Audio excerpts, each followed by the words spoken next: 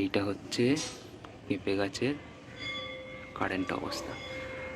Focus করে এই যে এখানটাতে ছোটো ছোটো ডাল ছেড়েছে। এই একটা স্ক্রিনশট নিয়ে একটা এখানে, এই একটা রয়েছে এখানে, এইটা রয়েছে চোখচি মতো সাইড থেকে থাকবে, এই যে রয়েছে। আর কোথায় গেল, এই নিচের ওই সাইডে রয়েছে, আর এই যেখানে রয়েছে। ঠিক আছে, এই হচ্ছে কন্ডিশান। মাটিতে জল আর সার দিয়ে রেখেছি। গাছের মাথাটা পচে গেছে, শুকিয়ে গেছে, পচে গেছে, সব কটা পাতা শুকিয়ে গেছে, পচে গেছে।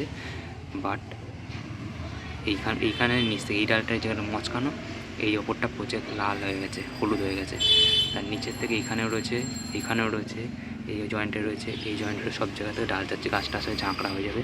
যে সারগুলো দিয়েছি সেই সারগুলো দেখাচ্ছি এবারে, যাতে গাছটা বেঁচে যায়। সেই জন্য এটা হচ্ছে সার পাওয়া যায় ফুল গাছের দোকানে, সেই সারটা দেওয়া হয়েছে খড়ি রঙের, এটা সবাই কিনতে পারে। এটা ম্যাঙ্গানিজ সল্ট, জিপসাম সল্ট দেওয়া হয়েছে যাতে গাছের পাতা সবুজ হয় আর গাছগুলো ভালো বাড়তে পারে। এটা সর্ষের খোল, লেখা রয়েছে মাস্টার্ড অয়েল কেক পাউডার লেখা রয়েছে। এইটা কেক কেন বলেছে জানি না, এইটাই কেক বলে, এখানে কেক বলেছে কেন জানি না, ইংলিশের মানে করেছে। এটাকে পচিয়ে 2 সপ্তাহ থেকে 10 দিন পচিয়ে সেই জলটাকে দিয়েছে, সেই জন্যে মাটিটা হলুদ হয়নি, মাটিটা কালো হয়ে রয়েছে। এইখানে গাছটা যে মাটিটা কালো হয়ে রয়েছে, আর এখন গাছের মাথাটা পচে যাওয়া সত্ত্বেও নতুন নতুন ডাল ছেড়েছে।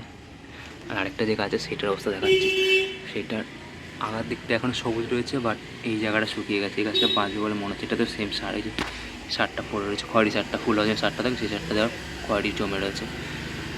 এখানে দিয়েছি কিন্তু এই গাছটার গোড়াটা ভালো ছিল না, সেই জন্য গোড়াতেই পচে গেছে। আশা করি গোড়াতে একটু যদি ডাল ছাড়ে তাহলে বেঁচে যেতে পারে, কিন্তু কোনো ডাল ছাড়ার অবস্থা তো দেখছি না। এখানে কোনো গাছের কুড়ি আসছে বলে মনে হচ্ছে না, দেখা যাক।